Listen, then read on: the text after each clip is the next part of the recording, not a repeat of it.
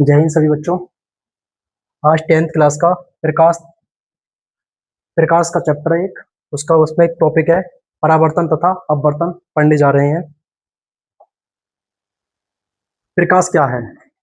प्रकाश एक प्रकार की ऊर्जा है। प्रकाश एक प्रकार की ऊर्जा है जिसकी उपस्थिति से हम वस्तु को देख सकते हैं। जिसकी उपस्थिति से हम वस्तु को देख सकते हैं। अगर प्रकाश है तभी वस्तु को देख पाएंगे, अगर प्रकाश ना है तो वस्तु को नहीं देख सकते। न्यूटन के अनुसार प्रकाश एक कण है। न्यूटन के अनुसार प्रकाश एक कण है जिसे आइंस्टीन ने 1905 में प्रकाश वैद्युत प्रभाव से सिद्ध किया था। न्यूटन के अनुसार प्रकाश का एक कण है। कण मतलब ये छोटे छोटे। और साबित कितना करो इसे? आइंस्टीन ने साबित करा था इसे, आइंस्टीन ने। हाइजेन के अनुसार एक प्रकाश एक तरंग है। प्रकाश एक तरंग है मतलब कि ऐसे टाइप से, जिसे यंग ने व्यक्तीकरण द्वारा साबित किया था। अब प्रकाश एक कण भी है, प्रकाश एक तरंग भी है। आधुनिक विचारधारा के कारण प्रकाश कण और तरंग दोनों है। रोमन ने सन 1676 में निर्वात में प्रकाश के वेग का पता चला, जिसे 3 × 10⁸ मीटर पर सेकेंड है। यानी कि निर्वात में प्रकाश की चाल कितनी है? 3 × 10⁻⁻ मीटर पर सेकेंड है।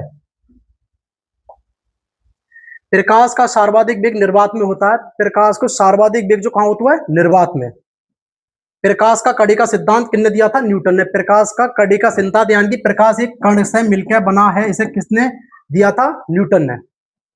प्रकाश सीधी रेखा में चलता प्रतीत होता है। प्रकाश एक सीधी रेखा में चलता हुआ प्रतीत होता है। निर्वात में अधिक वेग के कारण प्रकाश सीधी रेखा में अधिक वेग के कारण चलता हुआ प्रतीत होता है। प्रकाश सीधी रेखा में अधिक वेग के कारण सीधा चलता हुआ प्रतीत होता है। प्रकाश एक अनुप्रस्थ तरंग है। प्रकाश एक अनुप्रस्थ तरंग है और प्रकाश एक वैद्युत चुंबकीय तरंग भी है। प्रकाश एक वैद्युत चुंबकीय भी तरंग भी है। अब पढ़ते हैं प्रकाश का परावर्तन। प्रकाश का परावर्तन क्या है?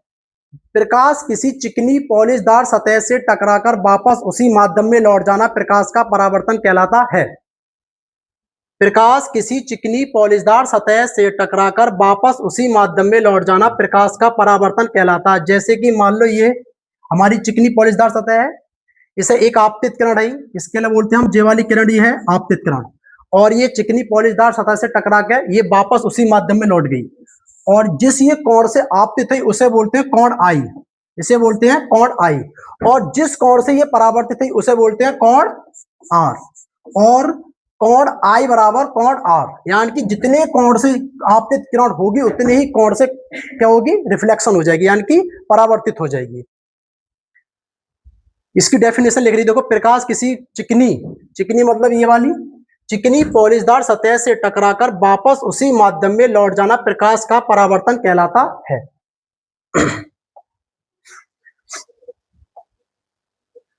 नोट: प्रकाश का परावर्तन के फलस्वरूप तीव्रता और आयाम में कमी आती है, जबकि तरंग दैर्ध्य और आवृत्ति नहीं बदलती। यानी कि आयाम में और तीव्रता में कमी आती है पर तरंग दैर्ध्य और आवृत्ति नहीं बदलती है।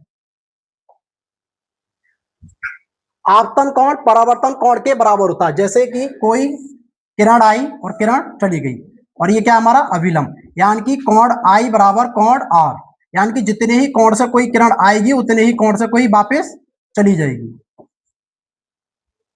आपतित किरण, परावर्तित किरण तथा आपतन बिंदु और अभिलंब सभी एक ही तल में होते हैं। आपतित किरण तथा परावर्तित किरण तथा अभिलंब तीनों एक ही तल में होते हैं। स्रोत से आने वाली किरण को आपतित किरण कहते हैं। यानी कि ये वाली आपतित किरण हमारी कौन सी वाली? ये वाली। ये कौन सी है? आपतित किरण। और ये है परावर्तित किरण, और ये है हमारा बिंदु। तो इसी को बोल रहे हैं आपतित किरण के लिए। स्रोत से आने वाली किरण को आपतित किरण कहते हैं। आपतित किरण तथा अभिलंब, आपतित किरण तथा अभिलंब के बीच बना कोण, आपतित किरण तथा अभिलंब के बीच बना कोण को काय से प्रदर्शित करता हम? आई से। काय से? आई से।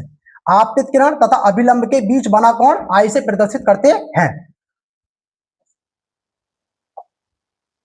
परावर्तित किरण, ये देखो परावर्तित, परावर्तन के बाद जाने वाली किरण, परावर्तन के बाद जाने वाली यानी कि आपतित किरण आई है, परावर्तन के जाने वाली बार किरण, ये वाली इसकी बात चल रही है। परावर्तन के जाने वाली किरण परावर्तित किरण कहलाती है। परावर्तित किरण तथा अभिलंब के बीच, परावर्तित किरण तथा अभिलंब के बीच बना कोण आर कहलाता है, यानी कि परावर्तित कोण क्या है, आर।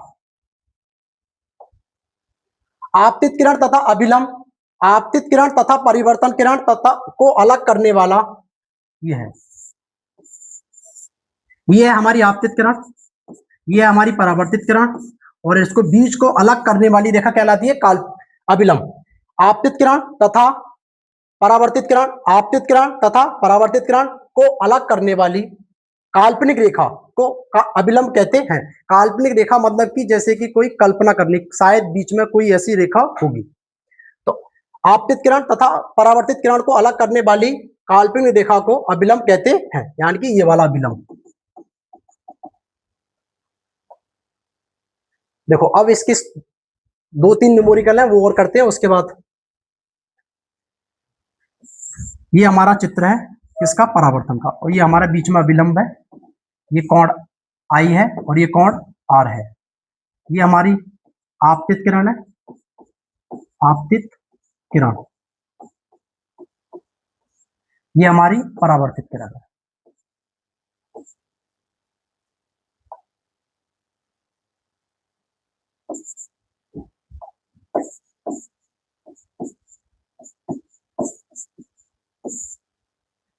चालीस डिग्री के कोण पर एक आपतित होती है, 40 डिग्री पर, यानी कि आई बराबर कितना है, 40। आपतित किरण तथा परावर्तित किरण दोनों के बीच का कोण ज्ञात कीजिए, यानी कि दोनों का, इसका भी इसका भी। अगर ये वाला, ये अभिलंब यहां से यहां तक ये 90 डिग्री होता है, ये कितना होता है, 90 डिग्री। अगर ये वाला 40 है तो ये वाला हमारा 50 होगा। और हमने बताया था कोण आई बराबर कोण आर, यानी कि आई बराबर कितने दे रखा है, 40, तो आर का मान भी कितना हो गया, 40, क्योंकि आई बराबर आर, आई बराबर आर। तो बराबर हमसे पूछा है आपतित किरण तथा परावर्तित किरण दोनों के बीच का कोण, यानी कि दोनों के, ये वाला भी और ये वाला भी, तो बराबर कितना हो गया, 40 प्लस 40 बराबर 80। नेक्स्ट, एक किरण तल के साथ, देखो ये हमारा अभिलंब है, ये हमारा आपतित किरण है, ये हमारी परावर्तित किरण है, ठीक है। ये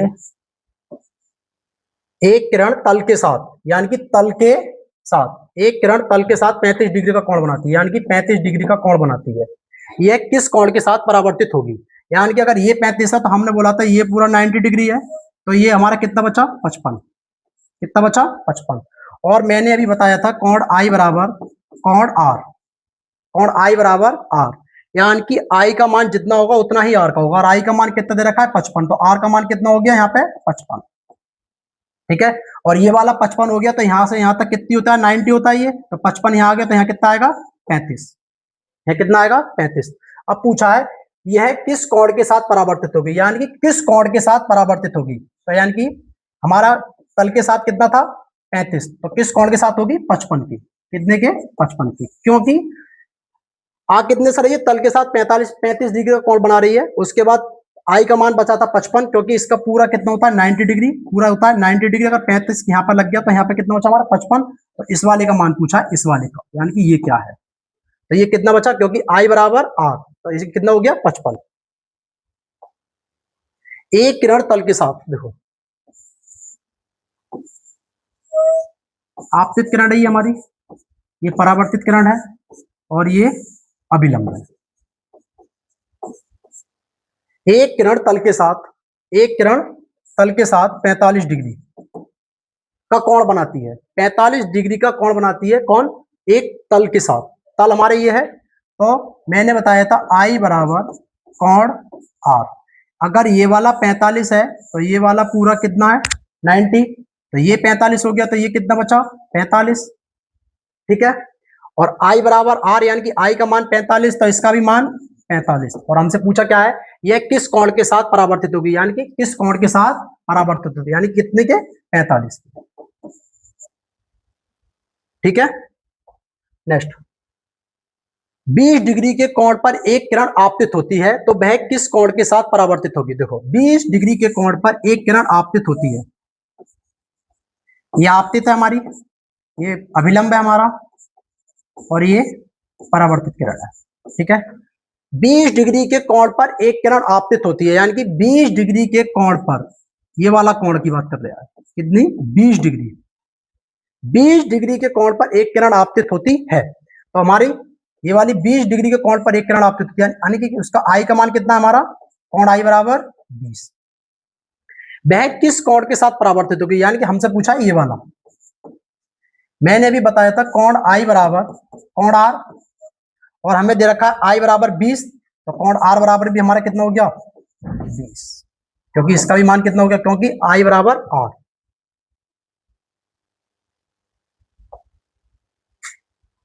ठीक है। ये वाला दर्पण वाला टॉपिक नेक्स्ट क्लास में मिलते हैं, दर्पण को लेके। जय हिंद, जय भारत।